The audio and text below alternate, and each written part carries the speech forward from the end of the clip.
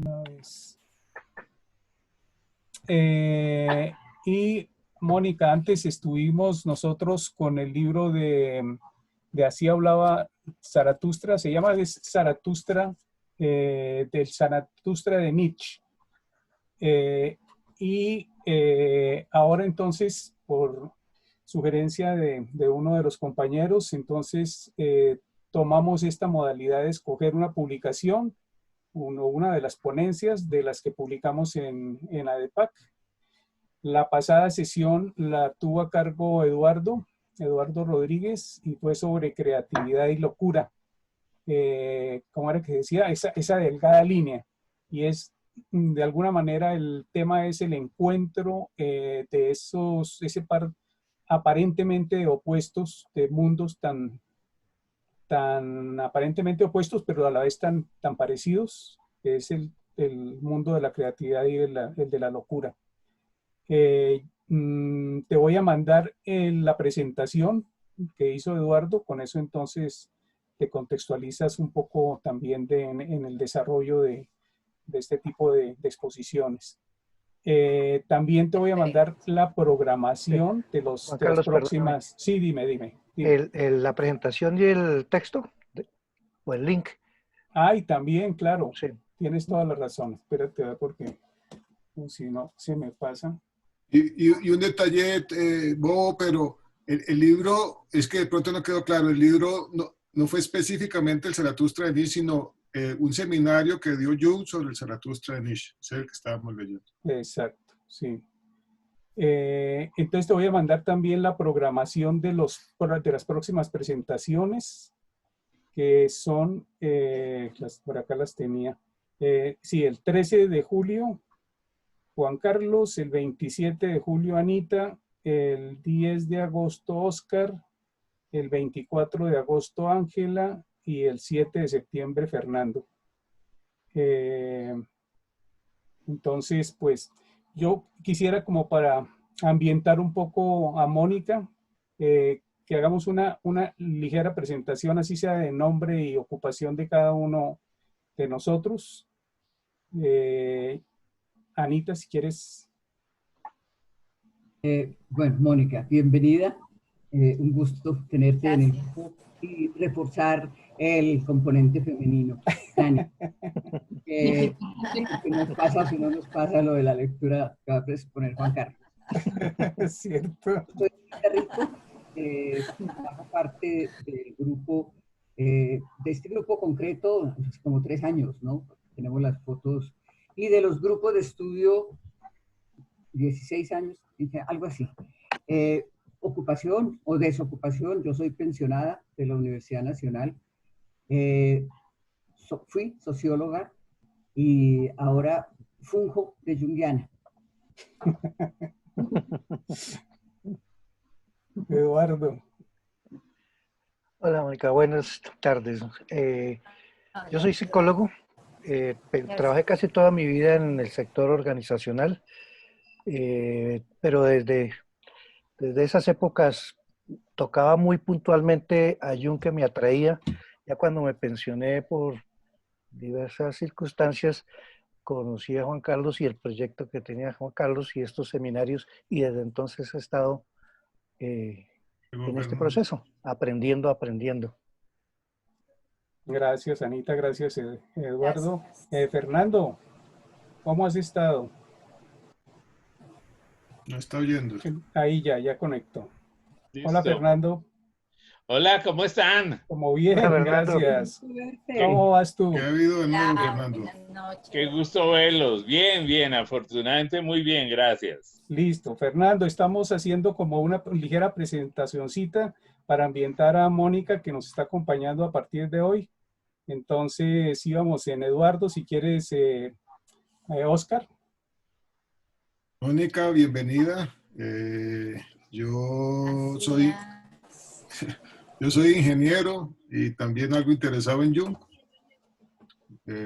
Nada más en particular, ahí nos iremos conociendo. Ajá. Listo. Ángela. Gracias. Hola, Mónica, ¿cómo estás? Ángela. Yo soy abogada trabajo en temas de adopción internacional y pues yo soy la más reciente, la persona, el miembro más reciente pues, en el grupo. Llevo como 2 meses, digamos como el tiempo de la pandemia y bueno, he aprendido muchísimo, Sí. muchísimo y bueno, bienvenida. Gracias, Ángela. Ok, ¿Y gracias, Fernando? Ángela. Hola, yo soy Fernando González. Soy médico, acupunturista, anestesiólogo y pues enamorado de toda la psicología de Jung. Entonces, Mónica, bienvenida. Ahí aparezco como Teodosio porque fue un nombre que me pusieron ahí después del Fernando, que casi nunca uso, pero me dio por ponérmelo ahí. Bienvenido, Teodosio. Bienvenido, Teodosio. Muy bien, muy bien. Gracias. Bueno, y Mónica, entonces si quieres también, y pues nosotros nos conocemos más en detalle, pero Mónica sí no, entonces si quieres te extiendes un poquito sobre todo en la forma en que conociste a Jung y por qué te interesó, pero también otros datos, pues, que quieres. Ok, vale, bueno, muy buenas tardes para todos. Mónica Cuervo, psicóloga. Hace ya como un añito estuve en un diplomado de la teoría de Carl Jung. Trabajamos el cuestionario del MBTI con José Ricardo Álvarez. No, Álvarez. eso, de Bogotá, que él está en Bogotá. Sí. ¿En dónde estás tú, pues, a propósito? En Cali. Yo estoy en Cali. Mira. Estoy en Cali. Dimos por hecho que estabas en Bogotá, o yo di por hecho. Listo. No. Sí. Qué bueno. Soy caleña y vivo en Cali. Sí. Sí. Y entonces, sí, como así un añito y medio, estuve en ese diplomado con él, me encantó. Y ahorita estamos trabajando, en este momento yo trabajo con la Universidad ICESI, soy asesora de práctica y pues también realizo la clínica. Y estamos montando un módulo de autoconocimiento. Y estaba escribiéndome con José Ricardo y le dije, quiero profundizar sobre el tema. Inmediatamente me dio tus datos. Entré a la página y dije, no, ya, me pongo a estudiar. Entonces, qué rico profundizar. No, la verdad, lo que conozco es lo que aprendí en el diplomado con José Ricardo, ya como hace un añito y medio, ya hace bastantico. Sí. Y no, las dos últimas, bueno, lo que nos compartiste, las lecturas geniales, me encantaron. Bueno, hice una lectura, la verdad, un poco rápida, pero porque claro, me tocó la tarde un poquito, pero logré hacer una lectura así como rápida y muy interesante, es muy interesante. Sí, para contextualizar también ese rápido de Mónica, es que hoy me llegó el correo, fue a las 3 de la tarde, entonces, como a las 3 más o menos, y entonces se lo mandé inmediatamente. Y entonces lo que pudo leer, pues tenía que ser muy por encima. Lo que pude leer así, corriendito. Bueno, entonces, bienvenida, Mónica, qué rico entonces que estés aquí. Y gracias. Sí, lo que decía Anita, pues es que se está como equiparando un poquito el tema de masculino-femenino, ¿no? Entonces, bueno, empecemos si quieren con el tema de hoy. Espérate, comparto acá pantalla.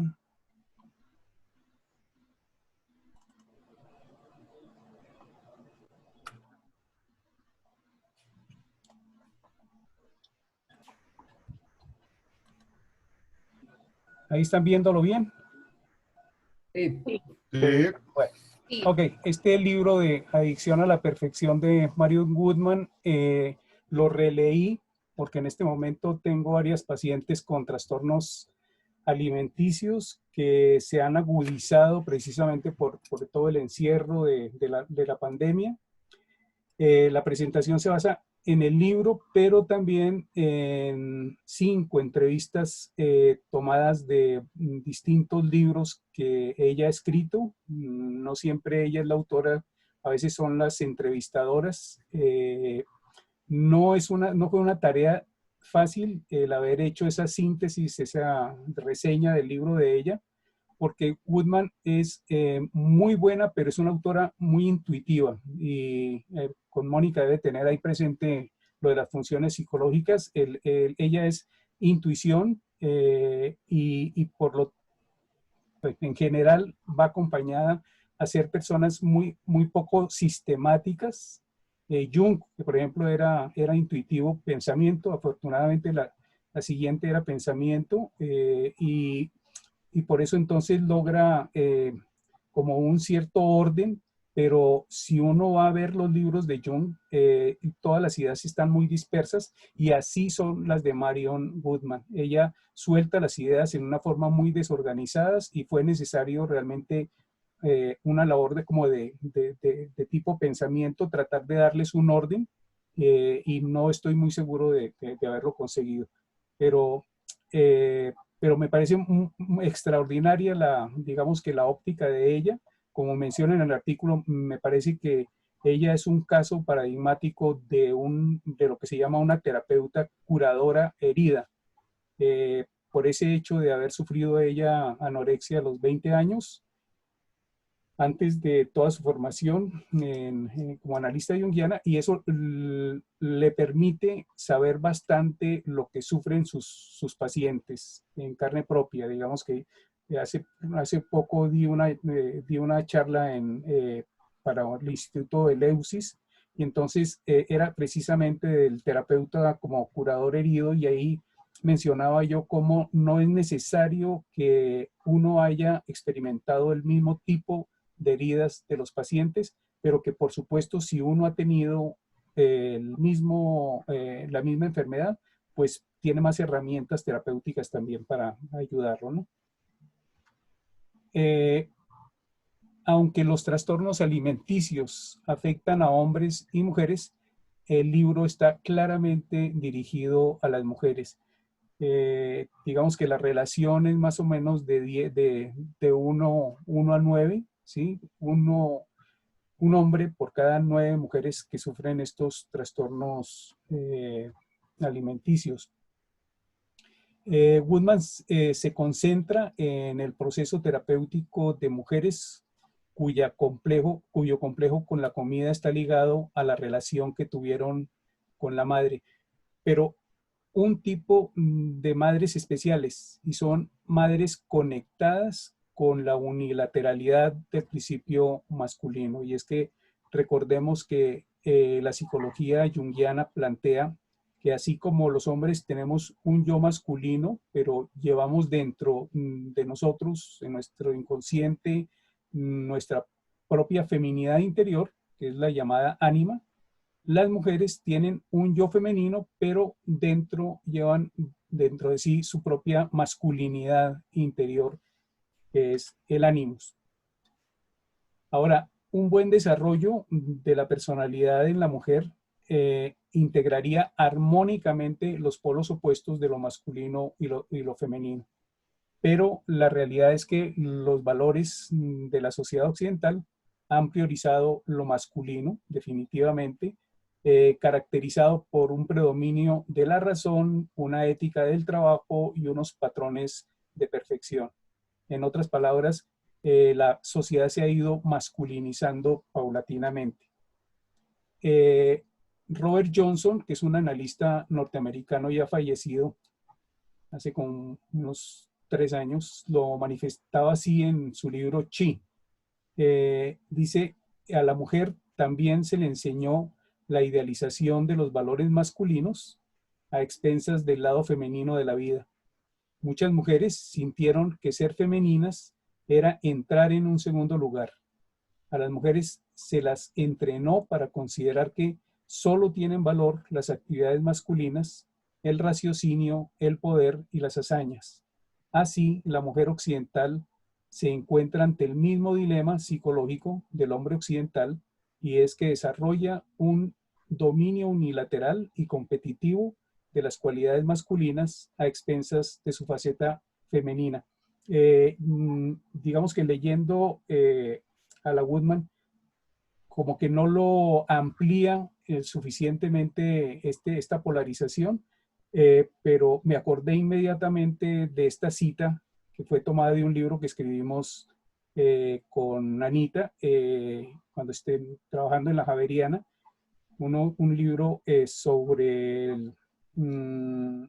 lo que es precisamente el modelo de la coeducación que busca tratar de quitar de como ese yugo del androcentrismo que existe en los colegios y tratar como de enseñarles, por ejemplo, a los muchachos la costura, por ejemplo, la agricultura, en un colegio determinado. Entonces, me acordé inmediatamente y por eso traje esta cita que me parece como que muy apropiada para el tema, ¿no?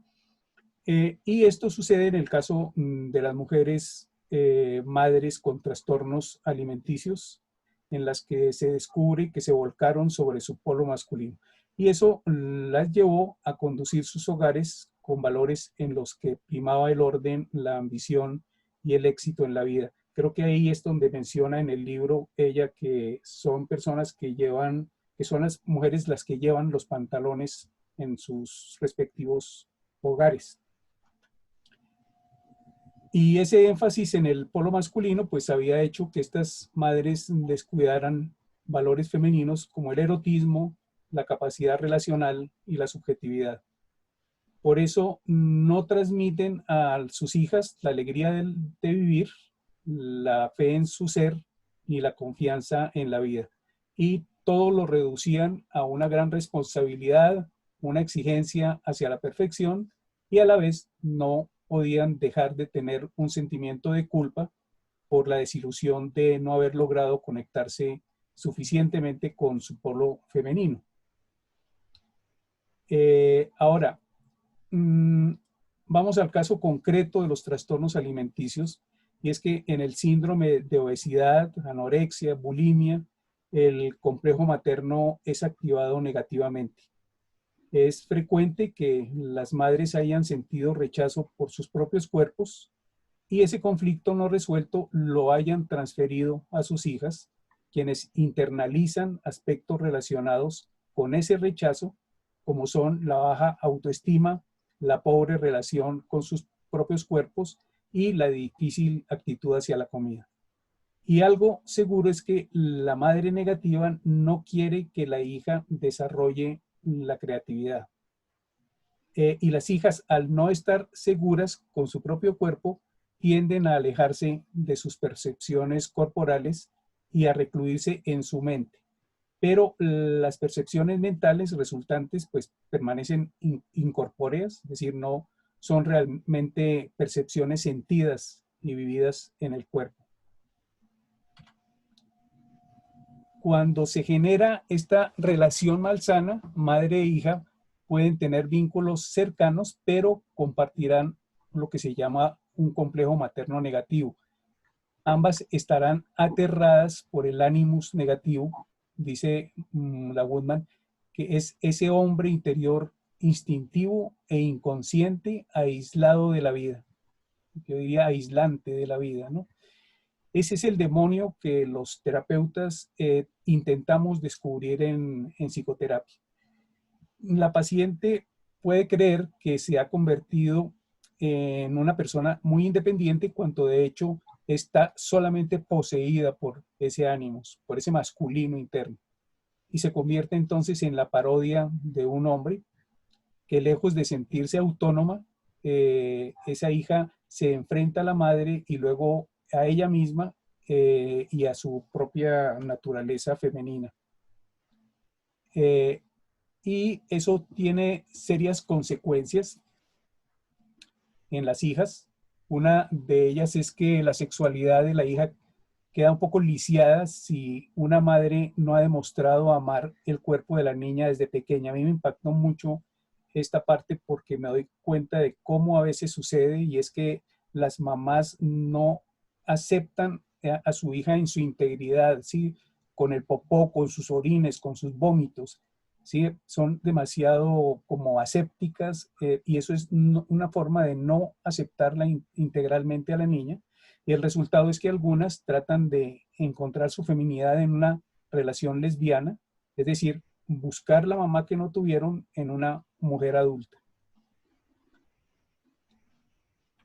Otras lo que harán será reproducir el mismo papel que cumplían sus madres, y otras pueden querer convertir a sus esposos en figuras maternas, que esto no lo había pensado yo, pero como que es después de leer a la Goodman que veo que eso sucede realmente en algunos casos.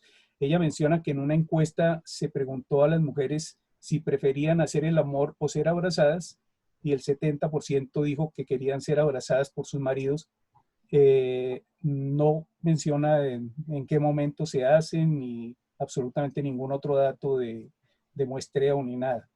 Y ella afirma que cuando un hombre tiene que ser a la vez madre y amante, realmente se le castra al hombre, así sea simbólicamente, en esa relación como tan desigual en ese sentido.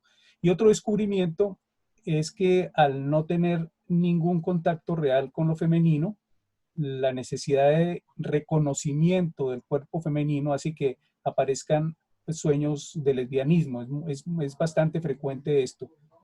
Y la explicación psicológica es que cuando el cuerpo de la mujer no ha sido amado por su madre, pues esa carencia hace que otra mujer intente llenar ese vacío dentro de la psique. Otra consecuencia es que la niña con esa herencia tenderá a no sentirse una persona, sino un objeto disfrazado de belleza e inteligencia.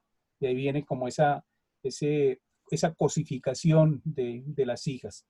Si llegan a tener preguntas, me comentan. Una cosa realmente a la que los demás estarán manipulando para que alcance un alto nivel de eficiencia. Es decir, inevitablemente será una hija obsesionada por verse a sí misma como una obra de arte destinada a gustar a los demás. Y esa actitud le va a impedir tener sentimientos propios, sentimientos personales, porque los va a sentir como si fueran debilidades, y no podrá tener una percepción interna de sí misma. No podrá realmente llegar a conocerse tal como es, sino es a través de la mirada de los otros. Y otro resultado es que la mujer tenderá a la falta de actividad. Dice Goodman, si estás atrapada en la madre devoradora, estás literalmente paralizada. Te levantas por la mañana y tu cuerpo no quiere moverse. Y ahí surge el llamado efecto medusa, que convierte a las personas en piedra. Si intentan hacer algo creativo, se congelan, se petrifican, que era el efecto que producía en la mitología griega la medusa cuando alguien la miraba en forma directa. Y añade Goodman, los alimentos representan la crianza de la madre. Juan Carlos, Sí, sí, cuenta. ¿Ese efecto medusa es para este tipo de patología que estamos mirando o es genérico frente a la presencia de esa madre devoradora? No lo en cualquier otro cuadro. Sí, no lo menciona ella, pero yo creería que se está relacionando solamente con este tipo de... ¿En este? Sí, en este tipo de mujeres madres que transmiten esa, digamos que, esa sensibilidad a las hijas, ¿no? Sí. Ella, volvemos a lo mismo, y es poco sistemática en eso, y así como con lo de la encuesta, menciona que se hizo una encuesta, pero no da mayores detalles, y lo mismo con relación al efecto medusa, ¿no? Ella añade, los alimentos representan la crianza de la madre, y cuando la rechazamos, como en la anorexia, estamos rechazando la vida en sí. Las mujeres de hoy se ven obligadas a hacer frente a su propio deseo de muerte. Y ahí viene como este tema que se cuela, siento yo, que es el tema como de la muerte, y eso sí lo he sentido bastante en las pacientes.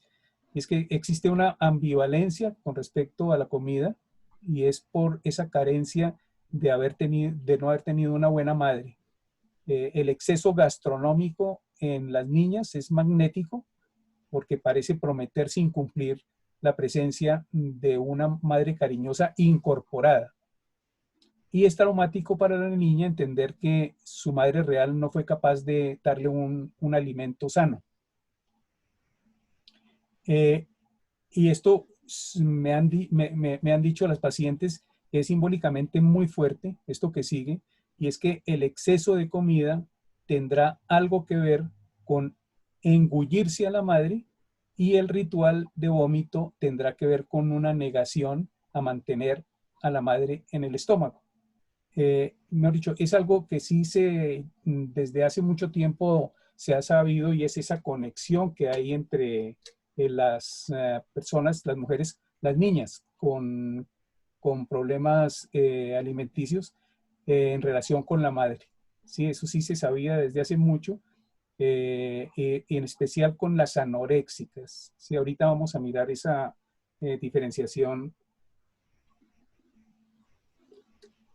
Pero es eso, pero me decían que cuando leían esto, porque pensé que un poco de teoría podía como ayudar, y entonces les di a leer este libro, y entonces me decían que de las cosas, pero es que coincidieron de que las cosas que más les había impactado era saber que era cierto, que simbólicamente era devorando, engulléndose a la mamá cuando se relacionaba con la comida.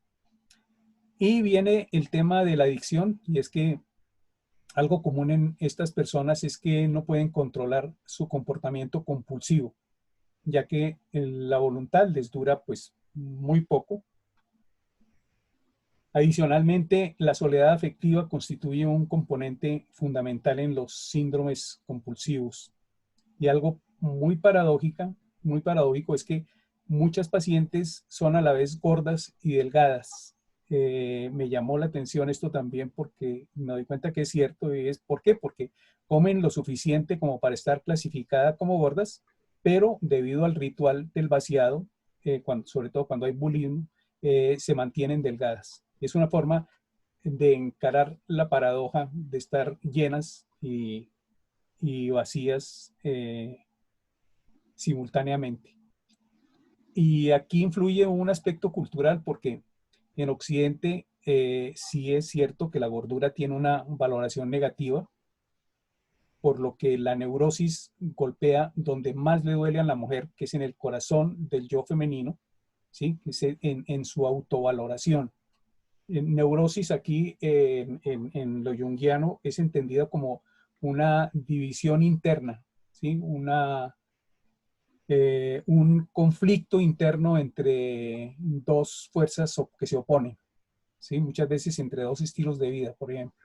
Entonces es así como se toma la neurosis.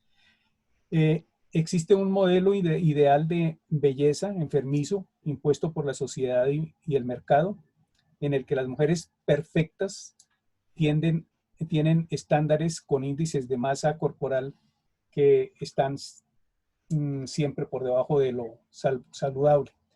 Y el gran problema es que este conflicto se transmite de generación en generación. La madre es quien otorga el primer alimento, y la niña siente que se alimenta de una madre negativa que su cuerpo rechaza de modo natural porque es una sustancia extraña. Y dice Goodman, una anoréxica, por ejemplo, tiene una imagen de cómo debería ser su cuerpo, y se trata a sí misma como si tuviera a un hombre nazi en su interior. Mata su feminidad para forzarse a sí misma en un ideal rígido.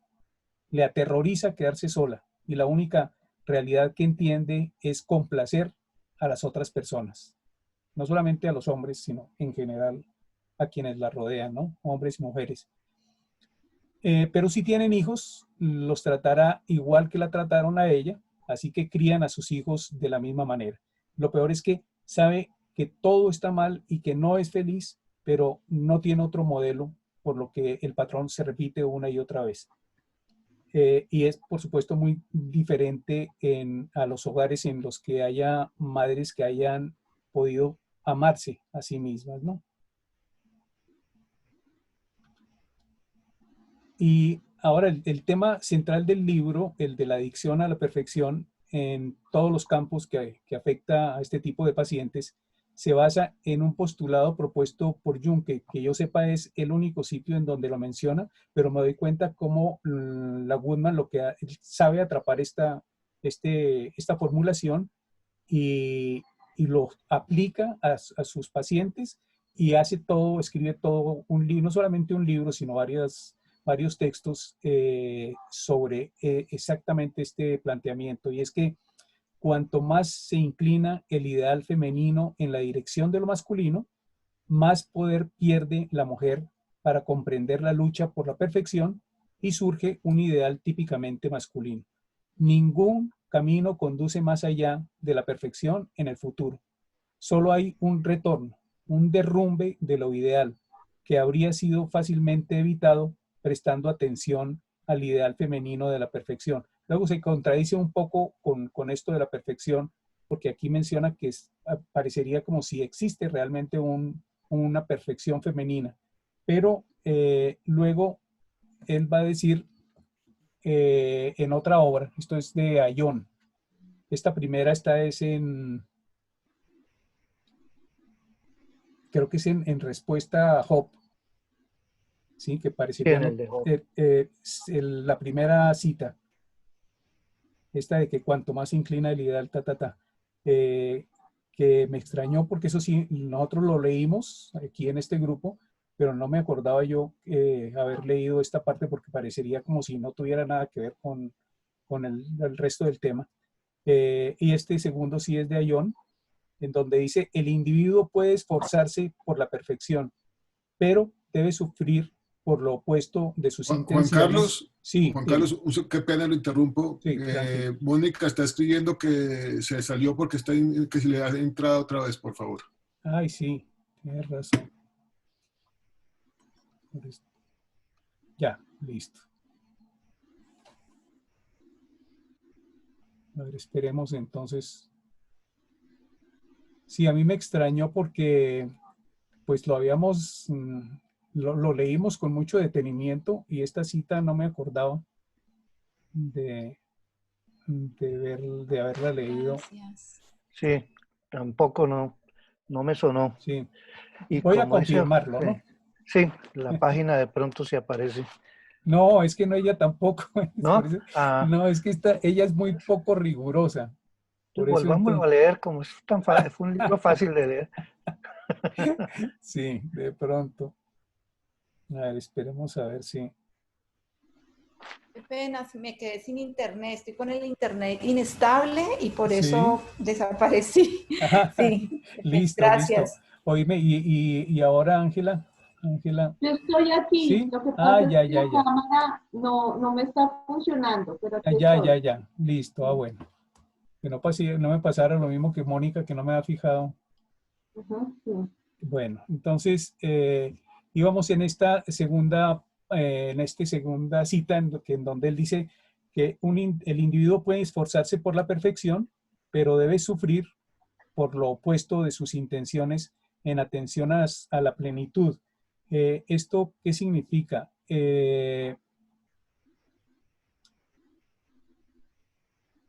¿Por qué no pasa ahí?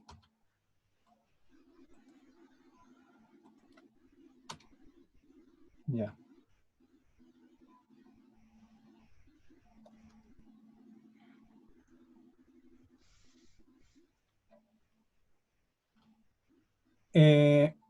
La adicción a la perfección, esto es como un pequeño resumen de este planteamiento de Jung, y es que toca el tema de aquellos padres que están atrapados por el ideal de tener una hija perfecta, por lo que la niña aprende a actuar y a tener una visión idealizada del deber ser.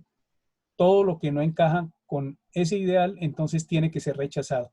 Y como resultado, gran parte del mundo ordinario del cuerpo que la niña experimenta lo siente como algo imperfecto, incluyendo, por ejemplo, la sexualidad que puede ser vista como sucia, como algo sucio. También la espontaneidad, la ira natural o la alegría natural se irán progresivamente bloqueando. Es decir, ser natural es reprimido Y la perfección y el rendimiento, por el contrario, se fortalecen, se convierten en todo lo deseable.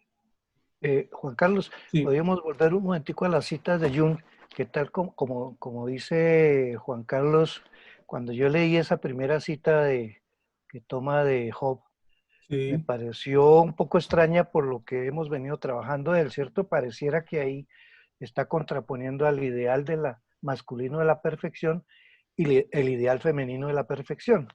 Y pareciera que le está diciendo, deje el ideal masculino y váyase por el femenino de la perfección.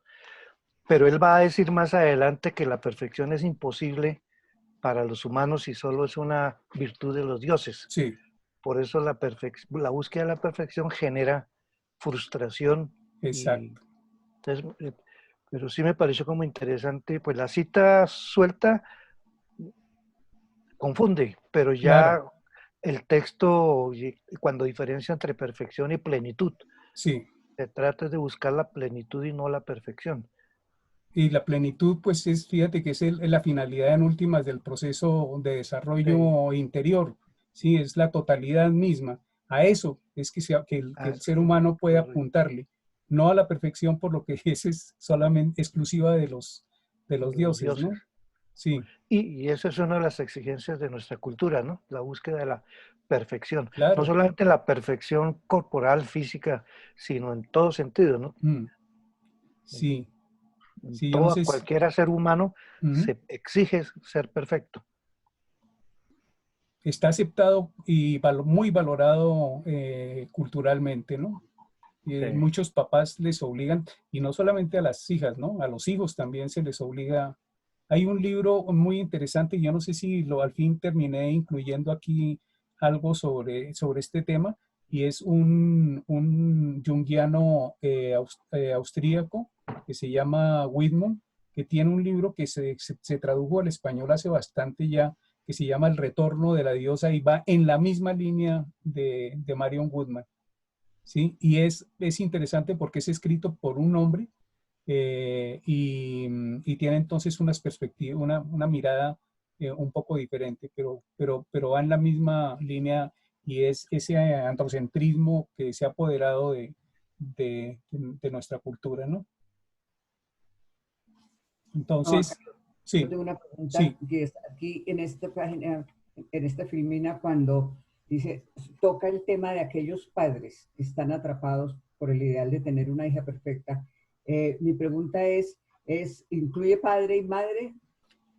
yo lo que decía yo al comienzo, y es que así como parece referirse a las hijas mujeres, a hombres, hijos y hijas, el libro bien pronto se desvía y se hace exclusivo, focalizado en las hijas. Pero también este planteamiento, por ejemplo, lo encontré en una entrevista y entonces habla de ambos padres, que me llamó la atención, por eso entonces lo anoté, pero me parece que, de nuevo, por más de que ella plantea tanto un fenómeno que puede surgir tanto de padre y madre, y que afecta a hijos y a hijas, en realidad yo lo siento como muy dirigido a la relación de madre e hija, ¿no? Porque muchos de los otros planteamientos como que no veo que puedan provenir de un padre. Mm, Mm, sí, de acuerdo. Sí. sí.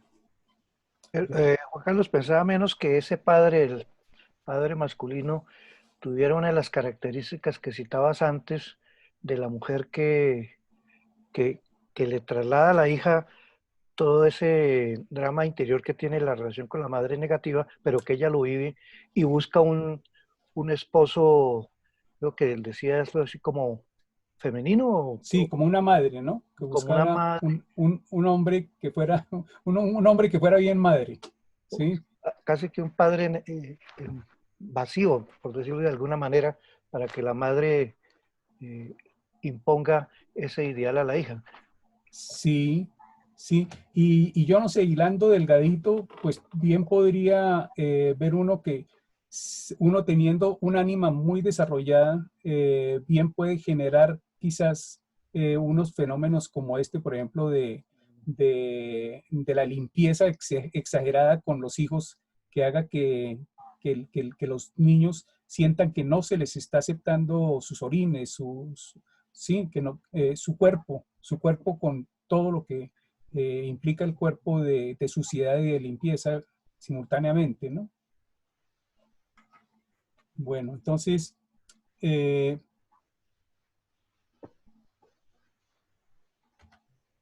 digamos acá, y es de adultas, estas personas estarán sujetas a la represión y establecerán relaciones en las que buscarán siempre complacer al otro, dejando de lado su propia realidad. Así, al vivir por un ideal, se pierde el ritmo natural y lento de la vida. Es decir, solamente quedan los afanes y las obsesiones, ¿no? Ese también es otro aspecto como importante en el planteamiento de ella, y es ese ritmo tan acelerado del mundo moderno, y que el retorno de la diosa equilibraría y lo haría un poco más, más lento. Después creo que vuelvo sobre ese tema.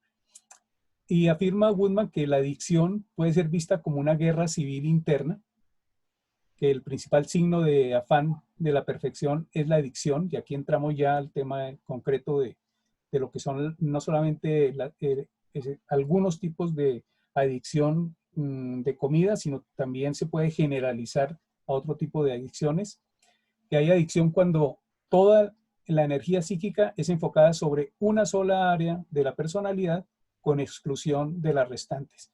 Y ahí fíjense que la adicción es vista como si fuera un congelamiento de la personalidad, como se había visto con lo de el efecto Medusa, y por eso la parálisis de la que hablábamos antes, ¿no?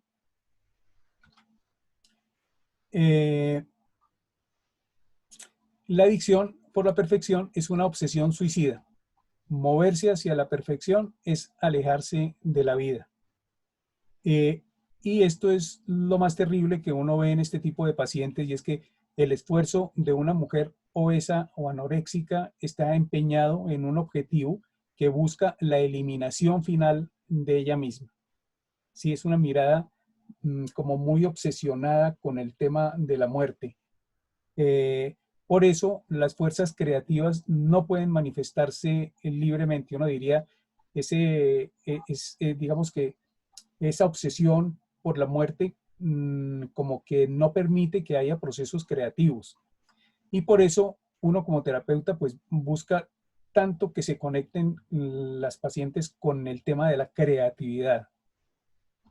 Estaba conectando ahorita cuando hablaba Juan Carlos de esto con la frase anterior de que la perfección no es viable en los humanos y en los dioses.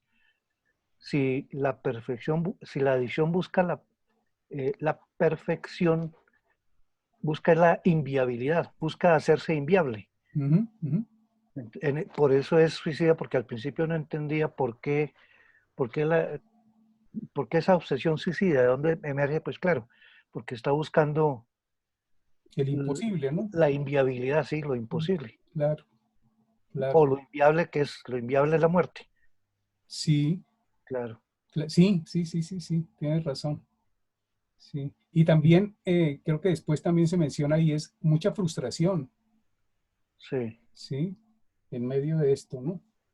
Sí, otra pregunta, que es, ¿se puede pensar que esta polaridad o esta, no sé, esta díada o esa anoréxica está siempre, o sea, siempre son distinta cara del mismo fenómeno, o porque yo estaba pensando como en los casos de anoréxicas que yo conozco, que no en ningún momento hubo, por lo menos visible socialmente, ¿no? Nunca estuvo la obesidad y sí el riesgo muy, la línea divisoria muy cercana con la muerte, ¿no? Por desnutrición, o sea, el tener que internarlas, alimentarlas artificialmente, etcétera. Estaba pensando, esa parte de la anorexia la puedo entender y bueno, de lo que conozco estaría, pero yo pensaba en la mujer gorda, no necesariamente la obesa, es la obesa, obviamente va a tener riesgos de infarto, pero la gorda eh,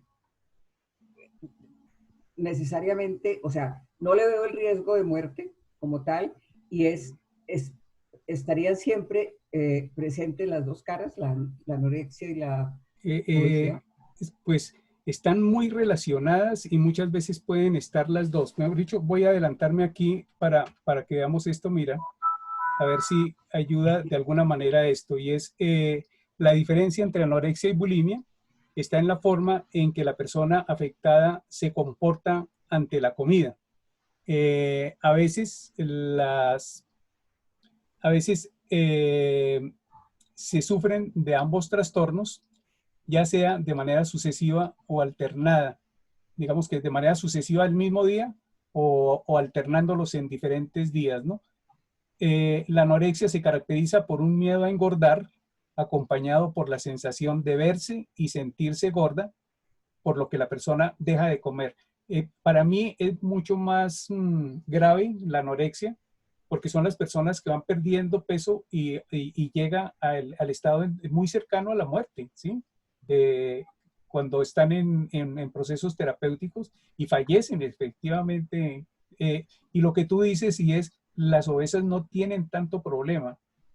Ahora, las bulímicas, como dice aquí, la bulimia no solo implica el componente de miedo a estar gordo o a engordar, sino que además padece un sentimiento de descontrol, de compulsión ante la comida. Y por consiguiente, la persona come desmesuradamente y puesto que se siente culpable, pues acto seguido se provoca el vómito. Entonces, muchas de las bulímicas no se las descubre como a las anoréxicas porque tienen un muy buen cuerpo, pero es por este ejercicio de engullir y vaciar, ¿no? Engullir y vaciar. Ahora se ha visto como muchas diferencias también de rasgos de personalidad entre unas y otras. Las anorexias son más introvertidas, más inseguras, más perfeccionistas. Las bulímicas no, las bulímicas suelen ser más extrovertidas, suelen ser, pero sí pueden ser más adictivas, no solamente a la comida, sino a una cantidad de adicciones unidas que, como vamos a ver, es algo muy común, ¿no? Que una adicción lleve a la otra. Entonces, no sé si Anita se aclara un poco. Bueno, estábamos aquí. Y es que hay un vínculo íntimo entre su obsesión por la perfección y sus frustraciones, que ya lo ha mencionado. Jung hace esta distinción que Eduardo había mencionado entre perfección y plenitud. Estas mujeres pueden esforzarse por la perfección, pero sufren por no poder lograrla, ya que la perfección no es viable en los seres humanos. Eduardo como que ya había mirado el resumen, pero sufren por no poder lograrla, ya que la perfección no es viable en los seres humanos, pertenece solo a los dioses. Es decir, lo máximo, como dije antes, que los humanos podemos lograr es la plenitud, la totalidad de los contrarios, ¿sí?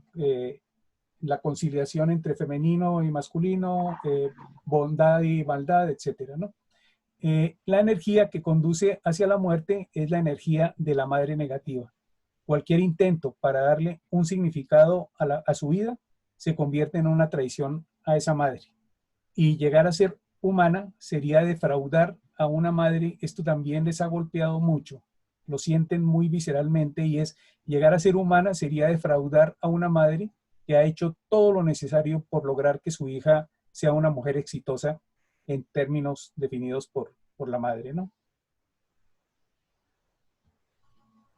Y algo importante es que las adicciones siempre, en las adicciones siempre interviene la ira. Goodman dice que la adicción es como una guerra civil interna en la que la gente trata de ahogarse en la adicción, y es que tan pronto como la ira empieza a aparecer, las personas comienzan a comer o a beber o a gastar dinero o recurren al sexo o a una relación obsesiva o a juegos de azar o a la televisión o en este momento al celular, ¿sí? Y sirve cualquier cosa que bloquee la conciencia, algo que no deje pensar.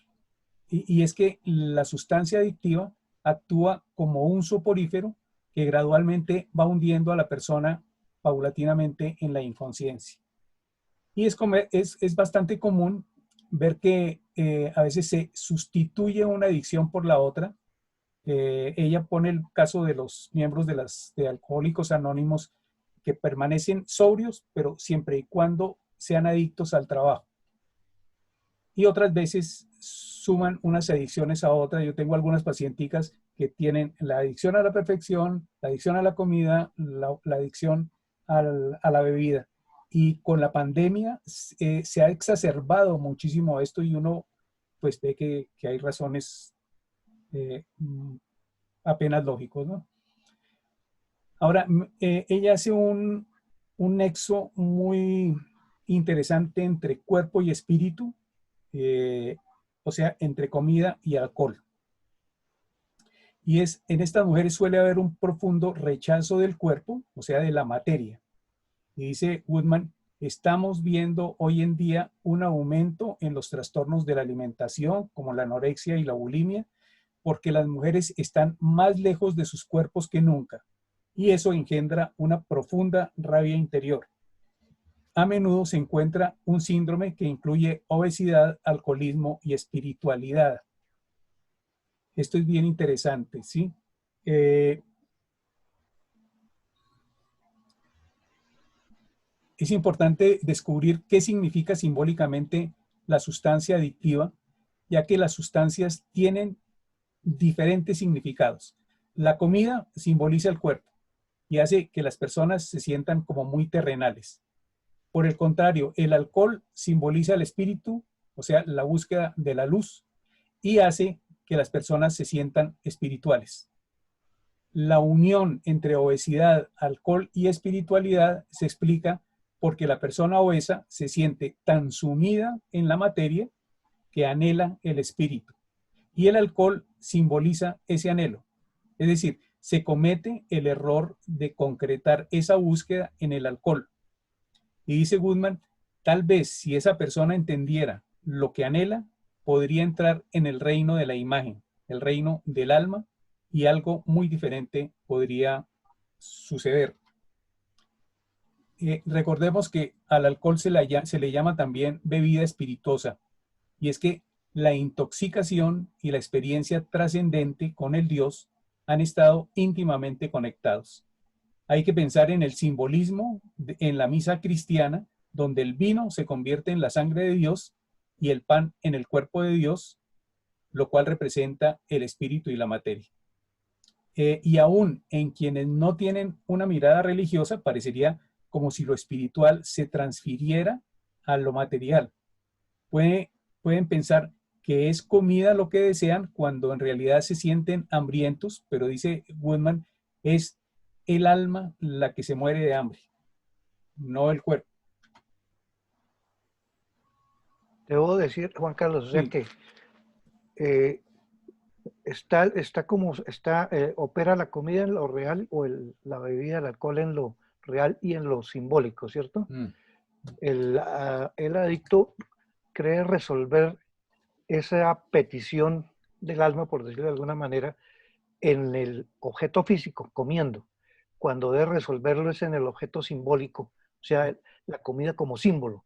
Exacto. Para conectar con el pedido del alma. Sí. Ahí es donde está el desfase, digámoslo así, que se opera es en lo real, cuando se debe operar es en lo simbólico. Y ese es el trabajo terapéutico en esos casos, ¿sí? Hacer que la persona vea ese simbolismo. Por eso es tan importante el tema del símbolo, ¿no? Sí. El símbolo, vamos a ver el símbolo, la respiración, bueno, aquí viene y es, aunque fíjense que esto no lo tiene Goodman planteado de esta manera, él no lo menciona de esta forma, pero se deduce del libro que ella lo que propone es que durante el proceso terapéutico son necesarios 4 aspectos. 1, la interacción dialógica. 2, un trabajo práctico con el cuerpo. 3, un diario intensivo. Y 4, el análisis de los sueños. En este momento con la pandemia y por digamos que con la atención virtual, es muy difícil trabajar el 2 y el 3, el 2, que es un trabajo práctico con el cuerpo. Solamente puede uno trabajar con la interacción dialógica, con el análisis de sueños, recomendar el diario intensivo, pero el trabajo práctico con el cuerpo sí es muy difícil hacerlo en forma virtual, ¿no?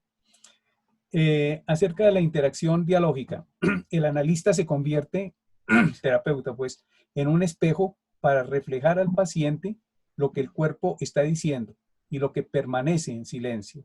Y es que sin un espejo, el paciente o la paciente no puede verse a sí misma. Las madres no lo pudieron hacer porque estaban tan encerradas en su propia necesidad narcisista que no pueden proporcionar un espejo para su hija y por lo tanto ésta no puede desarrollar una identidad individual. De alguna forma, fíjense que uno como terapeuta, bueno, en general, hombre o mujer terapeuta, se convierten muchas veces en esa madre positiva que le provee el alimento nutritivo que la paciente nunca tuvo antes. Y es necesario que el terapeuta entienda en esos casos la influencia inconsciente de la comida en la relación entre la niña y su madre para ayudarla a solucionar el conflicto de forma creativa. Juan Carlos, Sí. Tengo una sugerencia respetuosa. Sí. Te demoras un poquito más en la filmina, es que el contenido estás pasando muy rápido en mi percepción. Sí, entonces, listo. Como que yo estoy terminando de entender cuando ya has pasado la filmina. Un sí, poquito. perfecto. Gracias. Bueno, pero algo sobre los anteriores que valga la pena retroceder. No, yo tengo algo para que yo creo que lo retomo al final. Me parece un interrogante, no, más un tema de discusión, pero me parece que lo dejé precisamente para plantearlo al final. Bueno, sí. Hay un poco una explicación del por qué me aceleré. Y es que se me fue extendiendo la temática. Cuando el esquema, digamos que tenía la reseña del libro que la había hecho con gran dificultad y bueno, quedó la reseña, fue lo que publiqué. Pero después al leer las entrevistas me di cuenta que ella iba adicionando unas temáticas muy importantes y entonces las fui sumando unas a otras. Por ejemplo, el trabajo del diario intensivo no lo tenía tan ampliado en el libro y entonces por eso fue aumentando. Entonces por eso me doy cuenta que me quedó un poco larga la presentación, pero al lugar, Anita. ¿Sí? Entonces, realmente se requiere que la paciente acepte sentimientos ambivalentes, tanto de lo positivo como de lo negativo que recibió de la madre. A ver, por un lado, que reconozca todo lo que su madre le ha dado, pero 2, que perciba lo negativo que hay detrás de lo recibido, especialmente la herencia del rechazo de la paciente hacia sí misma, que lo hereda pues de la madre. Eso fue es otra cosa como que me ha impactado y es, las pacientes están hablando de cómo se rechazan, fueron rechazadas de pequeñitas, por su forma de ser, porque comían mucho, porque eran impulsivas, porque eran muy introvertidas, por lo que fuera. Lo curioso era de pronto descubrir que la mamá también había sufrido ese rechazo en su niñez.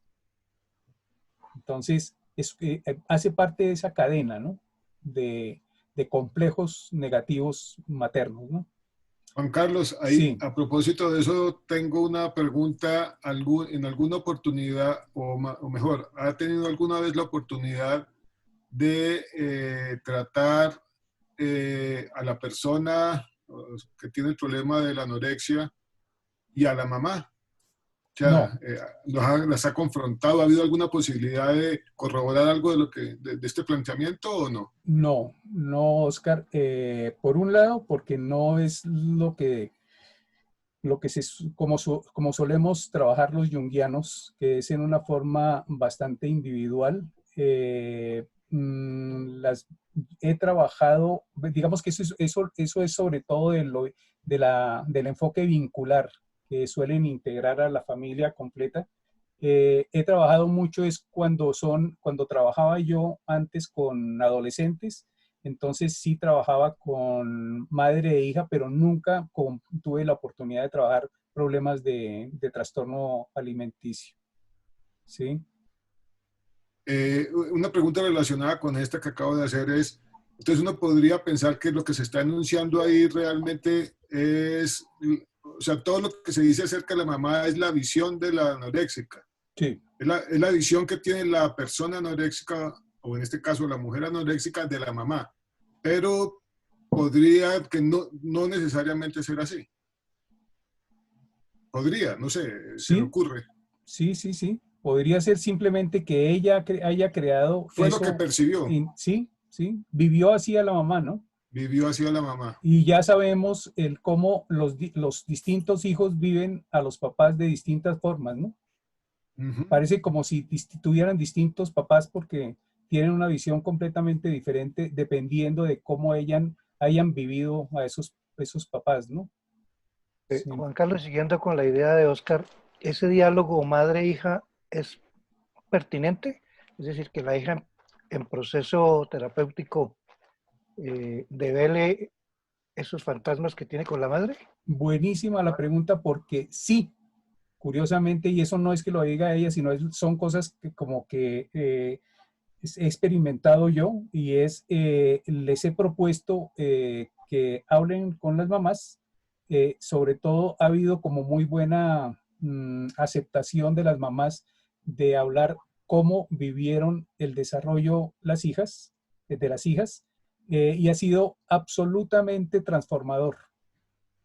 Por eso me parece excelente la pregunta, porque yo he descubierto de los beneficios de esa charla, no culpabilizándolas, es importante, sino es, oiga mamá, cómo vieron mi desarrollo de pequeñita? ¿Sí? ¿Cómo era yo? ¿En qué momento empecé a sentirme como rechazada en el colegio, etcétera? Y van descubriendo una cantidad de cosas. Se ha complementado en dos casos que he tenido, se ha complementado con la visión del papá cuando lo tienen, y también ha enriquecido también la mirada. ¿Mm?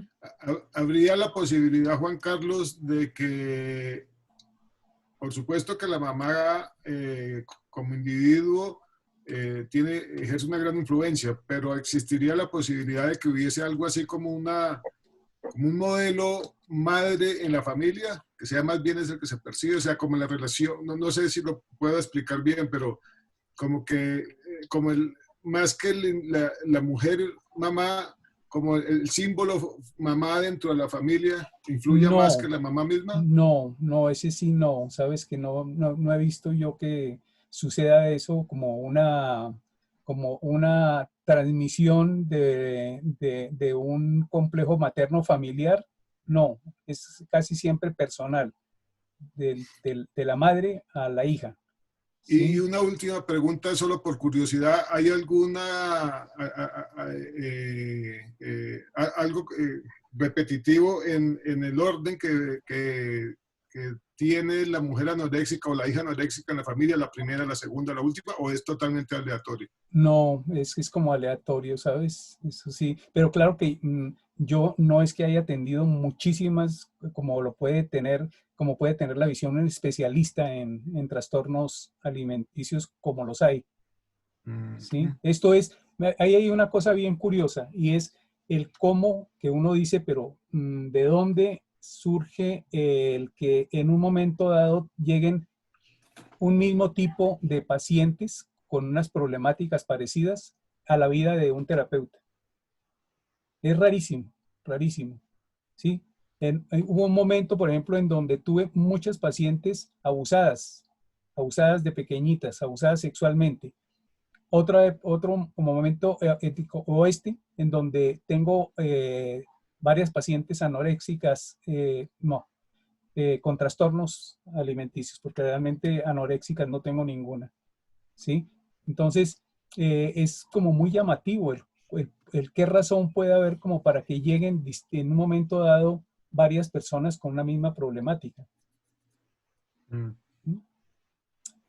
Anita, ibas a... Sí. Un comentario, que es que a mí se me ocurre que este problema de los trastornos alimenticios es más reciente. O sea, yo pensaría que es más reciente, o sea, yo pienso como en la ruptura de la generación mía con la generación de las madres, porque, o sea, yo pienso que la socialización de mi mamá con mi abuela, con mi bisabuela, fue muy similar, porque era la preparación para ser esposas y madres y manejar la casa, etcétera. La ruptura viene cuando se da la salida a la escolarización, a la profesionalización, y empezamos a entrar en el campo masculino, empezamos a entrar en el campo del desarrollo intelectual y del desempeño profesional. Sí, ¿no? sí, sí. Yo estaba pensando en un dato que me impactó muchísimo. En 1970, en la encuesta nacional de fecundidad, el 42% de las mujeres se habían retirado del trabajo al casarse. Y otra cuota que no me acuerdo si era el 27, ¿verdad? Se habían retirado al tener el primer hijo. Y otras que no nos retiramos nunca.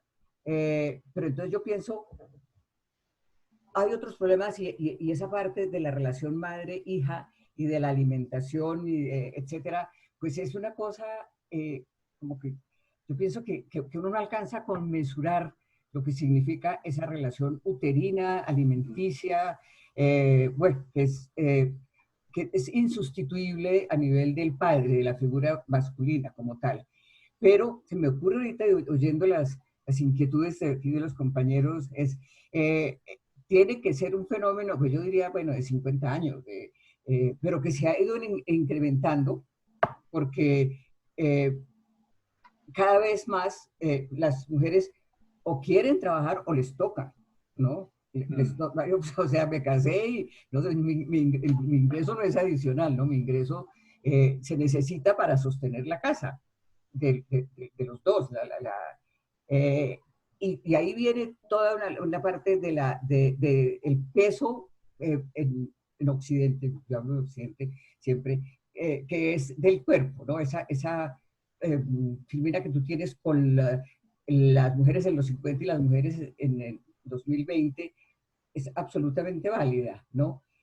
Pero lo que quería plantear es eso, y es que tiene que haber comenzado con la ruptura del rol doméstico, ¿no? De acuerdo. Tiene que haberse ido incrementando, porque yo creo que en este momento 42% no se retiran del trabajo, se retiran al 5%, ¿no? La mujer de Santo Domingo y la mujer de Duque. Pero la presencia en la fuerza laboral y la competencia, y bueno, todo eso que tú mencionas en el proceso de masculinización en Occidente, ¿no?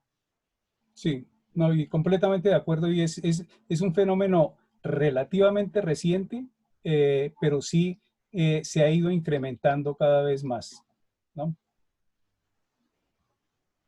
De acuerdo, y por supuesto que tiene que ver con otros fenómenos sociales que se han ido presentando, ¿no?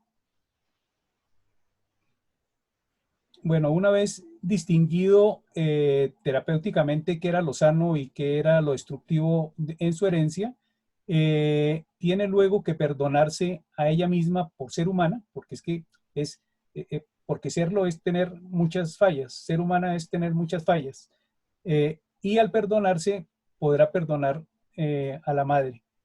Igualmente, se buscará que el yo de la paciente sea menos rígido, al permitir que las cosas fluyan y sucedan naturalmente.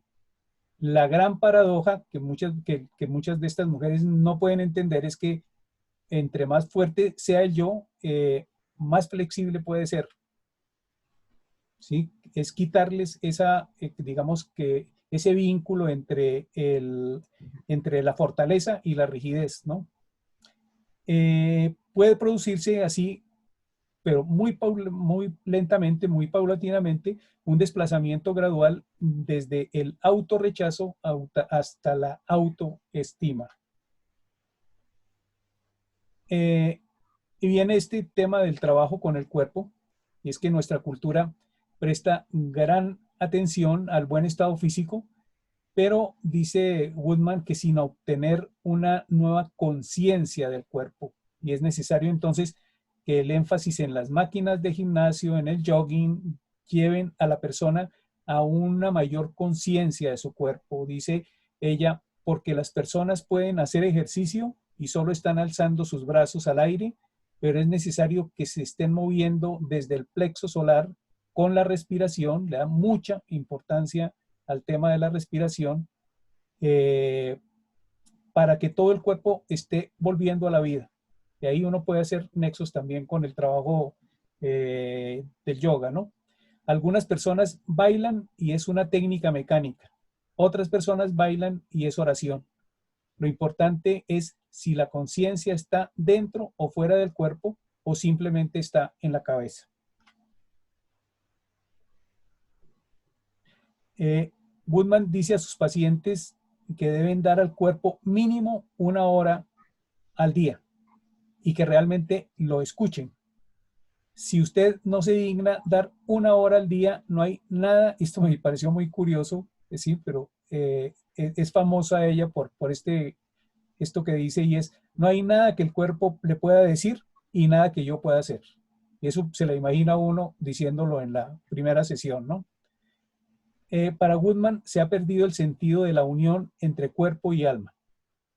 Para ella son fundamentales la imaginación y la respiración. Dice que el trabajo con el cuerpo es trabajo con el alma y la imaginación es la llave para la conexión de ambos.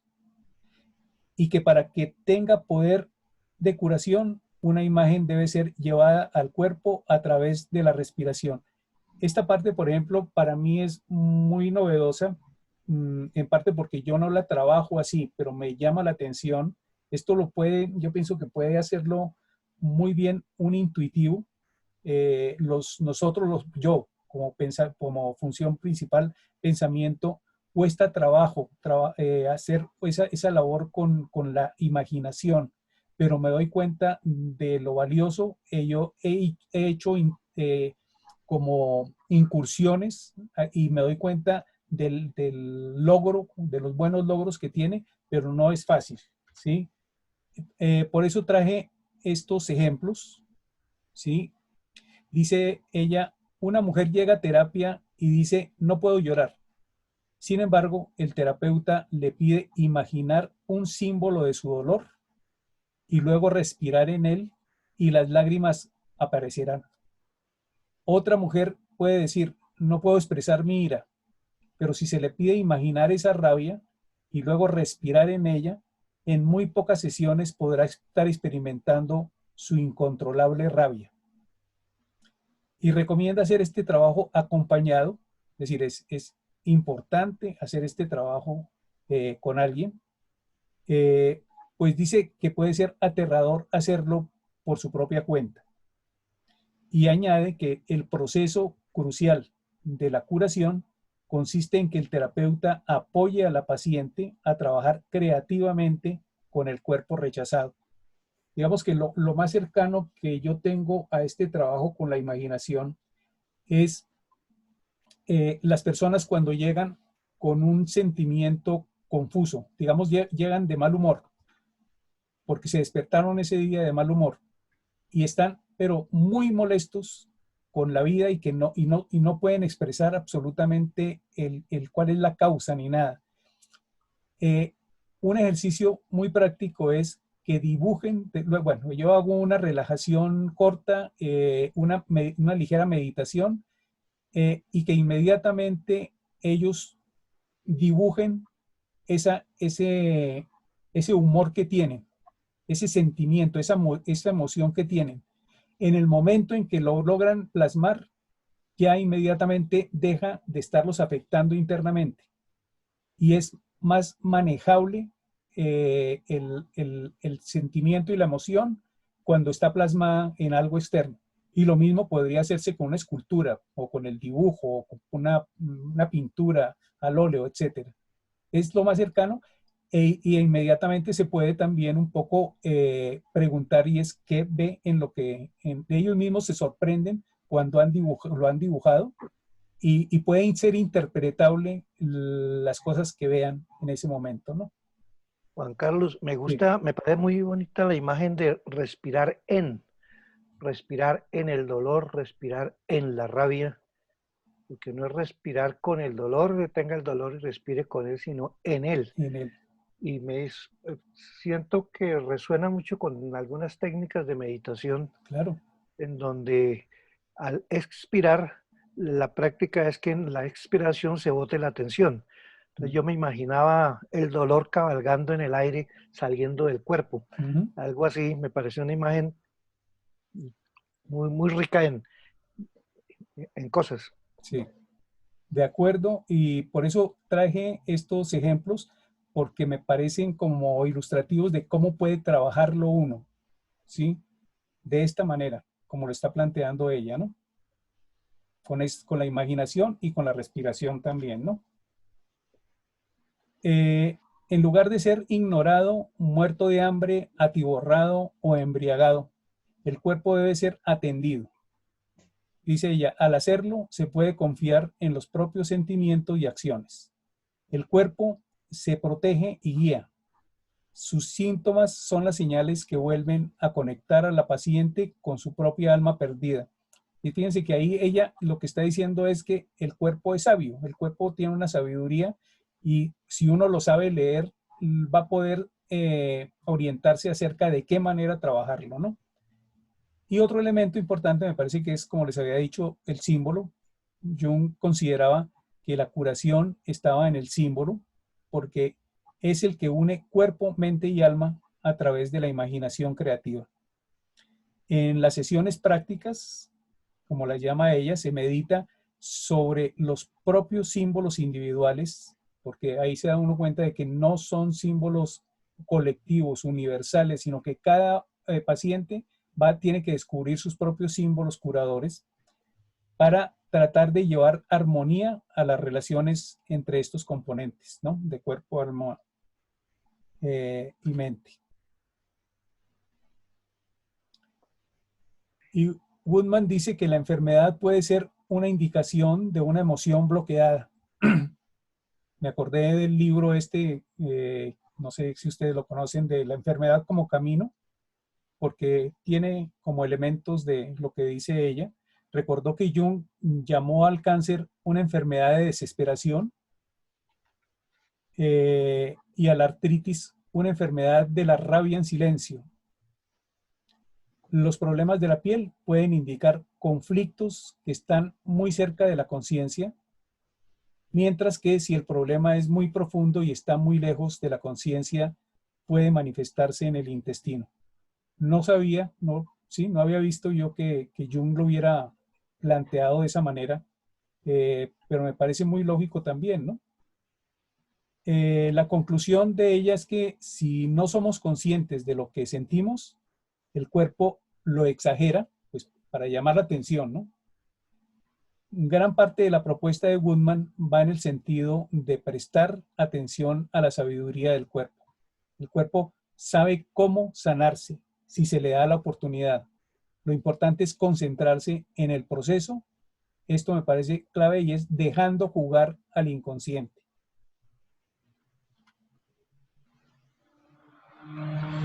Así que la estrategia es permitir que el cuerpo juegue, darle espacio para que haga los movimientos que desea hacer y la energía fluya, ya sea a través de la danza, la pintura, el canto.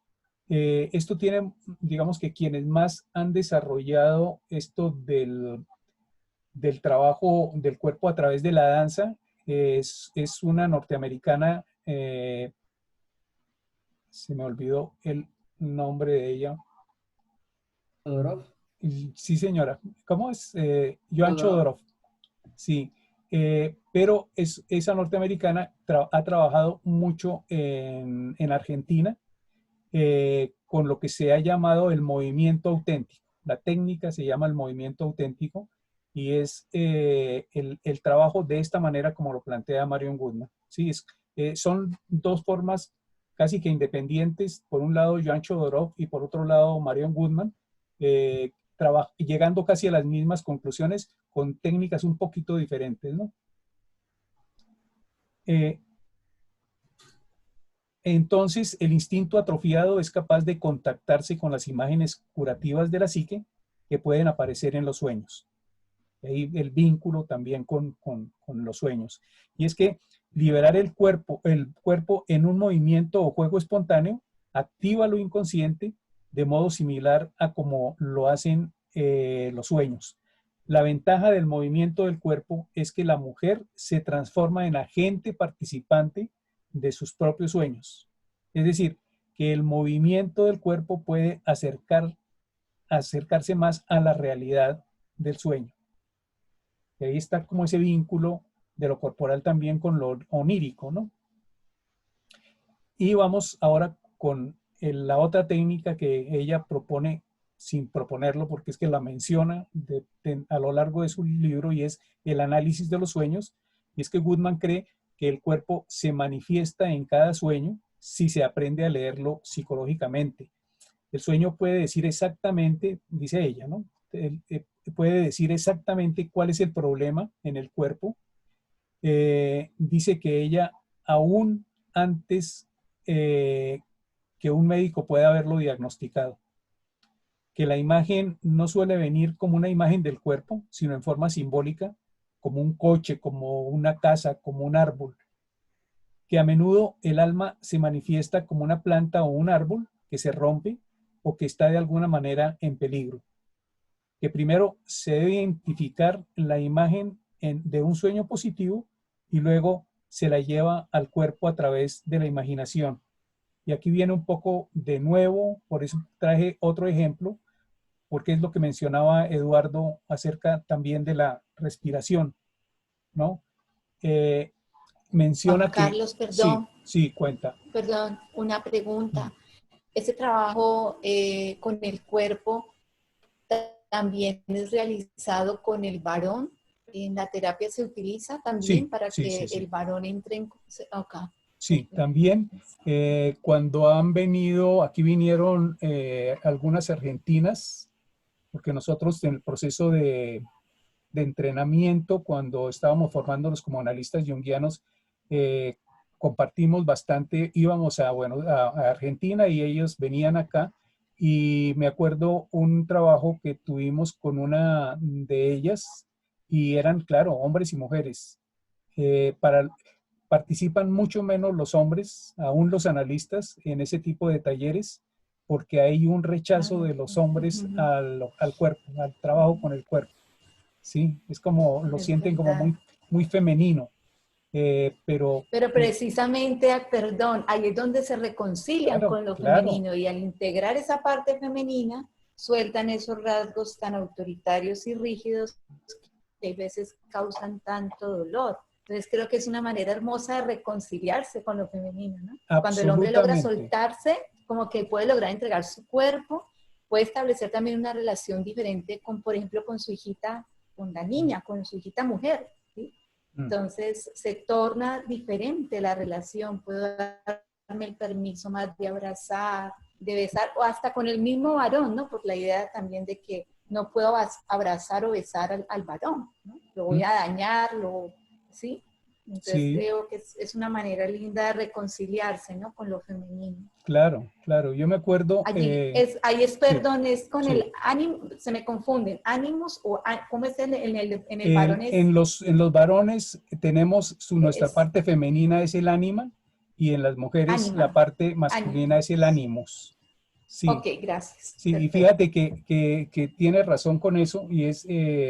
sí, digamos que yo he trabajado mucho esa parte precisamente para quitarse uno todos esos estereotipos del machismo que si llega a contactarse con la emoción, entonces ya se está feminando, ¿sí? Recuerdo mucho, es una cosa, digamos que es personal, pero es que me parece muy válido en este momento. Y lo que hacemos digamos, en análisis, la recomendación de lo junguiano es, si usted tiene que mencionar una cosa personal que le sirva al paciente, coméntenla. Muy alejado de lo freudiano, de la actitud freudiana, que es nunca permita mencionar sentimientos y emociones personales, porque eso más o menos puede infectar al paciente o lo pueden infectar a usted. Entonces, por eso esa máscara que se pone casi que un espejo, los freudianos. Pero el cuento va a que cuando mi hijo estaba pequeñito, de pronto él llegaba corriendo a la cama y entonces me abrazaba y yo lo abrazaba así directamente, pero decía, oiga, qué vaina, como que, ¿qué tal que así eso lo vuelva homosexual? ¿Sí? Afortunadamente, y ahí estaba yo estaba en psicoanálisis freudiano. Yo soy un defensor de lo freudiano porque después con lo junguiano viene a complementarlo. Pero entonces mi analista lo que me dijo es, mire, haga todo lo contrario, abrácelo, enséñele lo que es el contacto físico con otro hombre. Más bien, si usted llega a evitar ese contacto, va a ser una carencia que él tiene y en el futuro de pronto puede tener actitudes homosexuales buscando ese abrazo en adultos. Claro. Entonces, es verdad. Bueno. Es verdad. Ok, gracias. No. Entonces el ejemplo que menciona es de una mujer que sueña con una hermosa flor. La terapeuta le pide que dibuje esa flor en el interior de su cuerpo, en el lugar que ella experimenta como oscuro, por ejemplo, en el útero, y cuando lo hace se genera energía en esa área. Aclara ella que a veces eso puede ser una sensación muy molesta al comienzo, muy, sí, como que es de rechazo, como que está molestando, pero que paulatinamente se va volviendo como algo muy beneficioso y agradable. Y recuerda que esa no es una nueva forma de trabajar, ya que los sabios orientales sabían acerca de la relación de los símbolos en el cuerpo y que eso puede verse en la descripción de los chakras, pero que en nuestra cultura hay una gran falta de imaginación. Ahí cuando estaba leyendo esto dije, uy, Fernando ahí puede traer muchos nexos, muchos vínculos entre esos símbolos relacionados con el cuerpo. No, es que tengo tantas cosas al respecto que no sé por dónde empezar. A ver, no, arranca. Sí. He tenido experiencia en tratamiento de anorexia y de bulimia y de farmacodependencia en general, de dependencias. Entonces, pues por un lado, en la acupuntura hay esa unidad de cuerpo-mente y donde cada punto de acupuntura que uno va a utilizar va a tener relación con aspectos mentales o emocionales y con aspectos físicos. Ese es un trabajo muy bonito, pero de todas formas es más bonito cuando se combina con estos elementos, con toda esta propuesta junguiana. Aparte de eso, hay algo que me llamó la atención en el adjunto de la entrevista a esta señora, esta autora, y es ella habla algo como de programación de los sueños. No sé hasta dónde eso sea posible. Hace énfasis en lo simbólico y habla algo de cómo se puede como inducir en cierta forma el terapeuta a algún tipo de sueños que pudieran ser sanadores. No sé si eso no lo entendí bien. De todas formas, yo creo que hacia un futuro les quedo debiendo algo sobre este trabajo de farmacodependencia y acupuntura, en el que pues está demostrado que toda la acción de los neurotransmisores que se liberan con cada agujita de acupuntura va a tener un efecto muy importante a nivel emocional, puede facilitar muchas cosas. Tal vez el único caso que se me viene a mente de anorexia es en un adulto, un hombre de unos 50, 60 años, una anorexia muy severa, y él se quería era morir, era lo que él repetía mucho. Entonces, en ese por recomendación de un psicólogo que lo trataba, traté de reforzar una propuesta que no sé, no parece nada junguiana, parece más skinneriana, que es la terapia paradojal, que era como decirle a esta persona, bueno, si usted lo que quiere es morirse, pues no coma, no coma, y así va a lograr su objetivo. Era como también yo pienso, basado un poco en aquel mecanismo psicológico de la formación reactiva, que la gente, muchas personas, sobre todo niños y viejos, hacen lo contrario a lo que se le dice. Que no salga a la calle, los viejos se quieren salir, los niños también, que no meta la mano en la candela, etcétera. No sé Psicología qué inversa. es eso. Sí, sí, sí, sí. Sí, gracias, Fernando.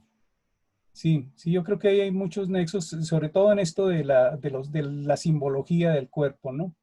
Por eso ese libro me parece a mí que tiene validez y tengo varios realmente de la enfermedad como camino, ¿no?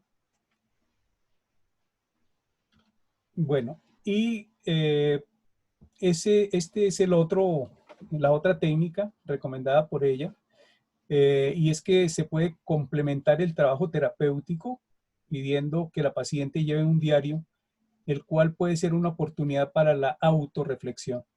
Ese diario va a servir como un espejo del alma y para que sea efectivo será necesario que en él lo escrito fluya del inconsciente.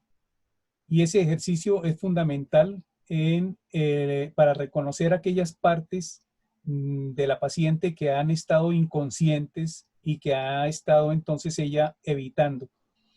La forma de escribir, que esto es absolutamente importante, es lo que los surrealistas llamaban la escritura automática, es la escritura sin censura, absolutamente dejando la conciencia a un lado, escribiendo automáticamente, como lo llamaban ellos. Y luego releerlo, y cuando el yo retoma el control, sí, mejor dicho, fíjense que al decir esto es cuando uno escribe eso, deja el yo a un lado. Y luego cuando el yo retoma el control, puede analizar racionalmente lo escrito, estudiarlo y notar cómo su comportamiento está afectado por el complejo o los complejos. Dice que es claro en esta técnica el valor de la conciencia del cuerpo en el proceso de reconocer las fantasías y volver a conectarse con el yo.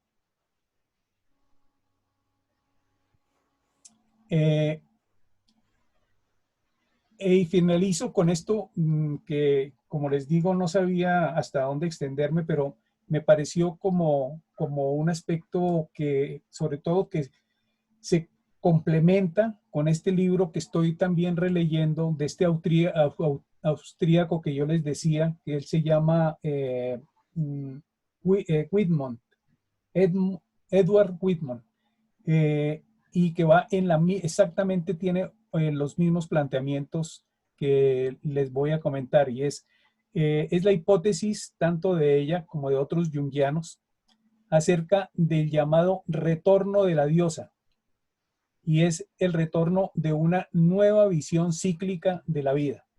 Y dice Woodman que tiene suficiente fe para creer que lo femenino está forzando su camino hacia la conciencia por medio de estas adicciones, que ve el mundo yendo a través de una iniciación, entrando en una nueva feminidad equilibrada por una nueva masculinidad. Dice textualmente, bueno, yo diría lo contrario, ¿no? Una masculinidad equilibrada por la feminidad, porque es que es lo que está exacerbado en este momento es la masculinidad, ¿no? Dice textualmente, la diosa está saliendo a la luz. El sufrimiento y el conflicto son la única manera de crecer. Como la vida pasa de una fase a otra, tiene que sufrir la muerte de una fase y el nacimiento de la siguiente. Que un gran problema es el tabú de la muerte en la cultura occidental, y esto yo siempre lo he notado y también me ha llamado mucho la atención, como ese rechazo que se tiene por la muerte, ¿sí? Y que Jung decía, oiga, la muerte es una cosa natural y entonces tenemos que hablar y que leer y que discutir con los seres cercanos el tema de la muerte, porque es que es una cosa muy importante. Tenemos que familiarizarnos con la muerte, pero lo que vemos alrededor, y lo podemos estar viendo también en estas épocas, es el rechazo al tema de la muerte, y todo lo que está ocurriendo como que casi que es una confrontación directa con la muerte. Que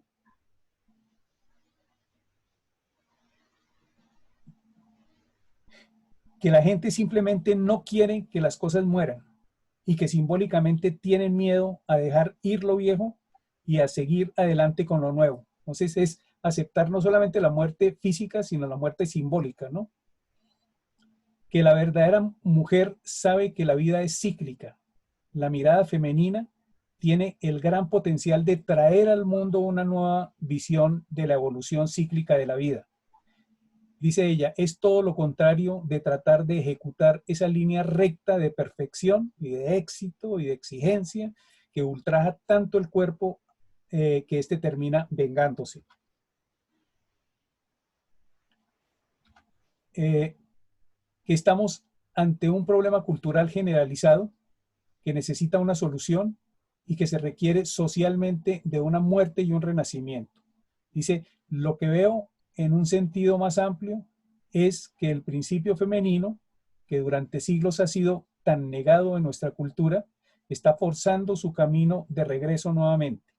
Se requiere aceptar el principio femenino con el ritmo lento que es el ritmo de la tierra. Se tiene que calmar el alma. Bueno, con eso terminaba, y entonces, pues viendo el retorno de las diosas, tienen la palabra las diosas. Gracias. Bueno, yo tengo una reflexión, no sé, pero es que yo pensaba mucho, ya dije algo en términos de la adicción a la perfección en los hombres y por qué no puede ser lo mismo, o sea, este planteamiento de la adicción a la perfección en las mujeres en la forma que toma. Sí, no es que no haya en los hombres adicción a la perfección, obviamente, como decía Juan Carlos, la cultura occidental es muy, yo creo que muy derivado de la cultura gringa, la colonización gringa, está en términos de la perfección y el éxito, ¿no? Me acordé de un compañero mío que su correo es, el nombre lo invento, Ernesto, ernestoelexito.com, ¿no? Y no resistía cuando sacaba una mala nota, no resistía. Y yo decía, oiga, poner uno en el correo, anitelexito.com, bueno, el éxito almacén, ¿no? Pero, bueno, ¿por qué pensaba yo que no podía hacer esto posible, este fenómeno de adicción vinculado con la relación con la madre y vinculado con la unilateralidad del ánimos, como está planteado? Y es, para el hombre, el mensaje del éxito, o para el niño, ¿no? El mensaje del éxito es coherente. O sea, la mamá transmite desde ella o prestado, así, de las figuras masculinas, del papá, del marido, de los hermanos, bueno, que es un hombre tiene que triunfar, tiene que tener éxito, y tiene que tener éxito principalmente a nivel intelectual, a nivel ocupacional, ¿no? Entonces, la madre transmite ese mensaje que no tiene contradicción, que puede generar, obviamente, o sea, el estar transmitiéndole a los hijos varones el que usted tiene que ser genio y usted tiene, obviamente que va a producir, pero va a producir es otra serie de fenómenos, otra serie de malestares, pero no el problema tan relacionado con el cuerpo. Porque lo que yo mencionaba anteriormente, ¿no? Que no puede ser sino en la relación madre-hija. Sí, hay relación madre-hijo, e igualmente hay un contacto con el cuerpo, con la lactancia, pero yendo a esa parte, inconsciente de la madre, indudablemente, que transmite la exigencia, ¿no? Es decir, el mandato de la perfección establece un conflicto entre el, el ideario femenino, se me fue la palabra, pero bueno, entre bueno, sí, el ideario femenino como tal, de los sentimientos, de lo que se mencionaba aquí, y atravesando el cuerpo, ¿no? Entonces, yo creo que es decir, por qué la Woodman se dirige a las mujeres? Y por qué dice Juan Carlos, el problema de los trastornos alimenticios es de 9-1, la relación hombres-mujeres. Fernando habla de el caso de un hombre anoréxico que es una excepción, ¿no?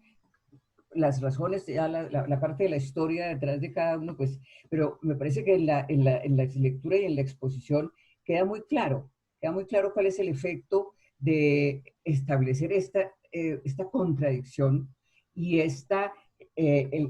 generar este piso de rechazo, y de rechazo a través de a través del cuerpo, ¿no? Y como el fijar el destino, ¿no? Y es, bueno, muchos padres les fijan a los hijos el destino de antemano, ¿no? Usted tiene que ser abogado, médico o ingeniero, era en mi época, con las hijas, como todavía no había tradición, entonces no estábamos tan predeterminadas, pero es que yo pienso que hay un punto que no digo que no se presente en los hombres, porque se presenta el de la imagen corporal, el de la seguridad frente al físico, al atractivo, al ideal de belleza o de churro masculino con mayor o menor grado, pero es decir, es una percepción de sí mismo como deseable, ¿no? Y la mujer como deseable, pero es que en la mujer atraviesa muchos campos, porque es no solamente el físico, sino el vestuario, sí, todo el equipamiento que va detrás de ser atractiva, de ser deseable, y encima de todo, pues tiene que ser inteligente, y tiene que ser racional, y tiene que ser competitiva y competidora, ¿no? Que yo creo que son dos cosas distintas. Entonces, esa es así como mi reflexión grande de echarle cabeza a por qué no podría esto dirigirse a los hombres en la mayoría de los casos. Sí, de acuerdo. Está bueno, pero ¿dónde operan las adicciones? Está en el hombre. Pues están en el otro plano. Me acordé de la frase de Jung de que lo contrario al amor no es el odio, sino el poder. Si en el caso de la mujer hablamos de una carencia de amor, de una carencia afectiva, en el caso del hombre es una carencia de que el padre le ceda su poder y él obsesivamente lo busca teniendo cosas, teniendo poder, cargos, objetos, cosas que le simbolicen como estatus. No sé si sea válida esa apreciación. ¿En dónde opera el 90% de las adicciones del hombre? Que solo en el 10% operan en el cuerpo. ¿Dónde opera ese otro 90%? Sí. Pues sí, como que no lo había pensado, Eduardo, pero sí me parece que puede ser, por un lado, como una necesidad de investigarlo, así como se ha investigado en lo femenino, pero sí me parece que puede ser por ese lado, ¿sabes? Porque es lo contrario, ¿verdad? Al Eros, ¿no? Y es el poder, ¿no? Pero no será otra cosa distinta al poder. Yo no estoy muy de acuerdo en que lo contrario al amor sea así lo que ha formulado Eduardo. Creo que lo contrario al amor, que el amor es el que nos da la autoestima, lo que más nos protege, lo que nos ayuda a hacer lo que nos conviene y dejar lo que no nos conviene. Lo contrario al amor parece ser el miedo. Eso hay varias escuelas que yo he leído al respecto que dicen que precisamente la mayoría de matrimonios o la mayoría de relaciones de pareja que fracasan lo hacen no porque, no, mejor dicho, porque lo que los ha unido más que el amor los une el miedo a la soledad, el miedo a la libertad. Ahora, las adicciones, como las adicciones o también lo contrario a esto, las adicciones, la fobia que se le puede tener a la comida, algo de esto, es una falta de autoestima. Yo pienso que es un desamor. Entonces, ahí volviendo a lo que Juan Carlos me daba la pelota hace un rato, los chakras, por ejemplo, el chakra que está en toda la mitad del pecho, donde hay un punto de acupuntura, ese es muy importante en ayudar en ese proceso de fortalecer lo que es amor, autoestima y eliminar los miedos, que es muchas veces lo que bloquea esa posibilidad de quererse cada uno como se debe querer y cuidarse como se debe cuidar.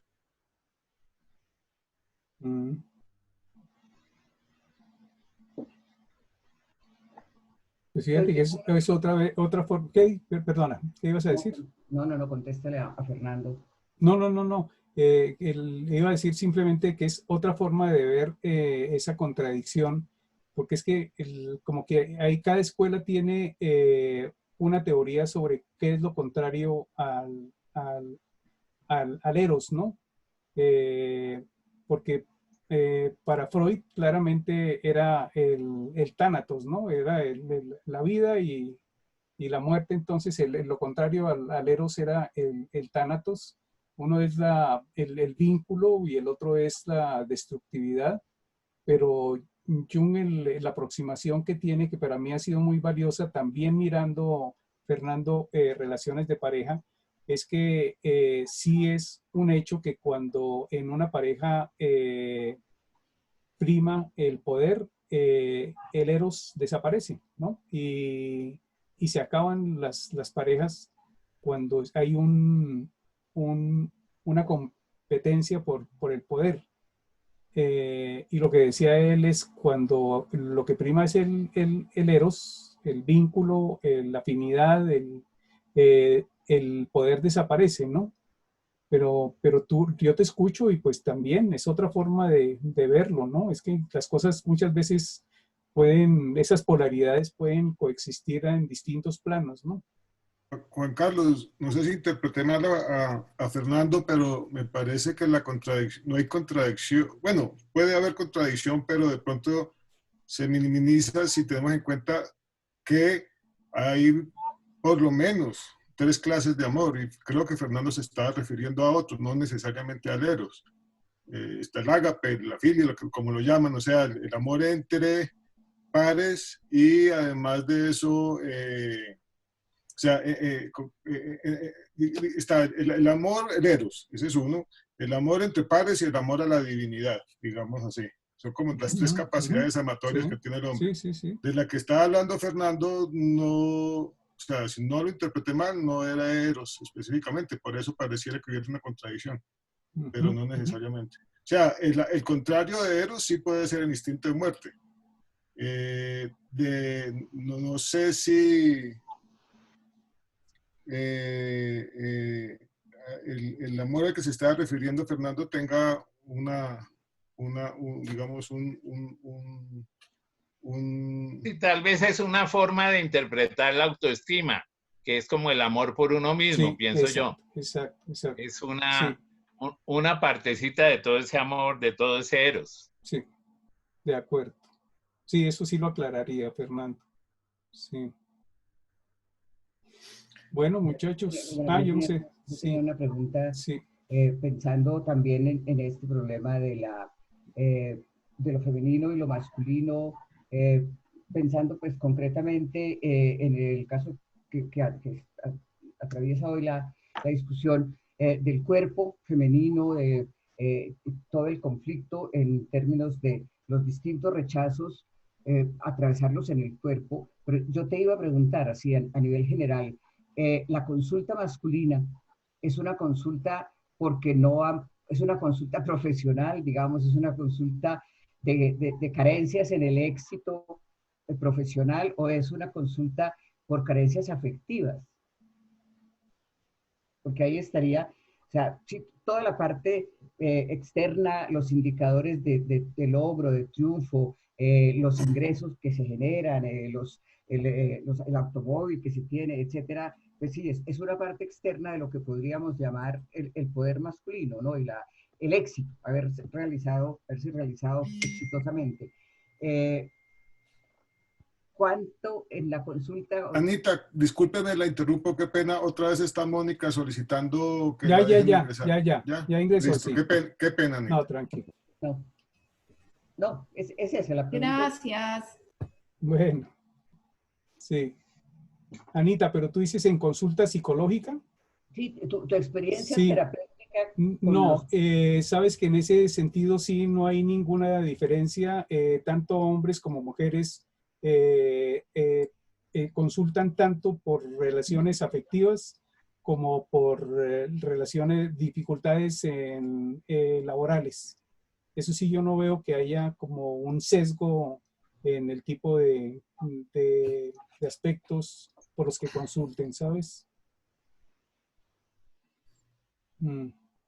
Yo a manera de epílogo, para mí al menos, y esto que voy a decir es una sensación que tengo. Yo no, por supuesto, yo nunca he hecho una terapia, no soy psicólogo, no estoy en el campo de la psicología, o sea, que lo que yo estoy diciendo es es lo que yo percibo. Y me da la impresión de que todos estos trastornos, o mejor, empiezo diciendo que yo cada vez me convenzo más de que el ser humano lo deforma la sociedad, al menos la occidental en la que nos tocó vivir. Y lo deforma a tal grado que aparecen todos estos síntomas, que son expresión básicamente de la manera en que nos toca vivir, en que nos desarticulamos de la naturaleza. Y que yo, y a eso iba, creo que no existe terapia alguna que podrá aliviar, pero que cure en el sentido que realmente haga del ser humano lo transforme realmente en lo que debe ser, si esta persona no logra de alguna manera separarse de la sociedad. Ahora, eso es idealmente, porque yo no sé cómo se puede uno separar de la sociedad, pero si en la medida que uno sigue inmerso en la sociedad, trabajando en la sociedad, viviendo por la sociedad, comprándole a la sociedad y generando y viviendo en ese continuo que nos plantea en la vida, pues se podrán aliviar cosas, pero yo creo que es imposible salirse de ahí.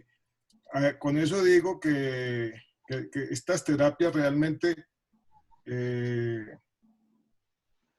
dan un indicio, que es claro, yo lo veo y sí, claro, es por ahí, pero lo dan de manera verbal, o sea, es más un consejo y un discurso, pero que llevarlo a la práctica, salvo en determinados momentos, de pronto mientras está en la terapia, de pronto pero que realmente la persona pueda escabullirse de eso, lo veo complicadísimo, Sí, complicadísimo. Sí. Pero ahí fíjate que digamos que la mirada es jamás tratar uno de escabullirse, ¿no? Del medio en el social, digamos, porque es precisamente el tratar de escaparse de la sociedad lo que puede llevar a una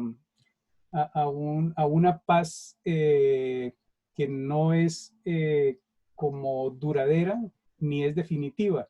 Y realmente ahí, digamos que un proceso de individuación tiene que ser la adaptación al mundo interno, pero también la adaptación al mundo externo. Y cómo pueda uno adaptarse de una manera, ahí pueden venir, digamos que aspectos éticos, de separarse de la ética colectiva para desarrollar su propia ética y poder moverse con esa sociedad corrompida, ¿sí? Así como con la corrupción, digamos que con toda la corrupción que pueda haber en un momento dado social, y sin embargo el ser humano tiene que aprender a adaptarse a ese medio que le tocó, ¿no? Pero de ninguna manera escabullirse, ¿no? Sí, claro, pero yo decía que esa es mi posición. Yo, honestamente, o sea, eso yo no lo comparto. Yo no, pues no me siento. No, yo cuando digo no lo comparto no es que crea o no crea o que lo pretenda polemizar al respecto. Simplemente no lo percibo así. No, para eso en mi ser, no lo logro asimilar, mejor dicho. No, para mí eso es imposible. Pero sí, seguramente es una posición, por supuesto. Juan Carlos, una Sí. pregunta que Sí. tiene que ver con algo que creo que ya lo dijo desde el principio, es sobre la relación de este tipo de adicciones con la pandemia. ¿Tiene alguna idea, alguna hipótesis de por qué la pandemia dispara este tipo de adicciones? ¿Por qué remite a la consulta casos, se disparan casos de ese tipo?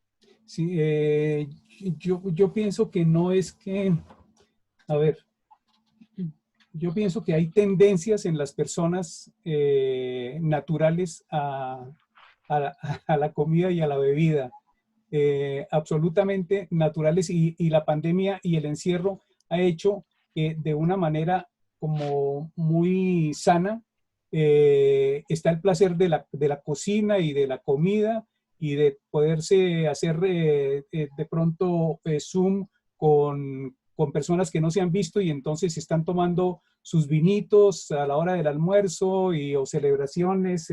Eso se ha aumentado de forma natural, digamos. Pero las personas que tienen una tendencia a ciertas adicciones, por supuesto que el encierro les dispara todas las ansiedades y recaen en la comida, la bebida o en la perfección. Mejor dicho, todo eso se exacerba. ¿Sí? Yo no creo que la pandemia lo cause. Yo creo que hace que uno tienda a aumentar consumo y bebida, pero las personas que tienen realmente como, digamos que pueden tener ese tipo de trastornos, sí se les dispara de una manera muy incontrolable, ¿no? Bueno, muchachos, entonces... Una cosita última, solo por curiosidad, Anita, ¿ya tiene alguna idea de sobre qué va a trabajar? Sí, voy a trabajar sobre el lesbianismo. ¿Y es sobre algún artículo que está ahí o esa parte? No está. ¿Está ahí? Ah, listo. Creo que mañana les mando el link. Sí, es un artículo, si es el que estoy pensando, es un artículo muy reciente que publicamos y que es de una alemana, de una analista junguiana alemana. Stiger, creo que sí que es del apellido. Interesante. Sí. Bueno. Listo. Listo. Bueno, ok. Bueno, un abrazo a todos. Bueno, muchísimas Mismo, muchas gracias. Que estén muy bien. Chao. No, descanse. Adiós. Gracias. Bueno. chao a todos. Bueno.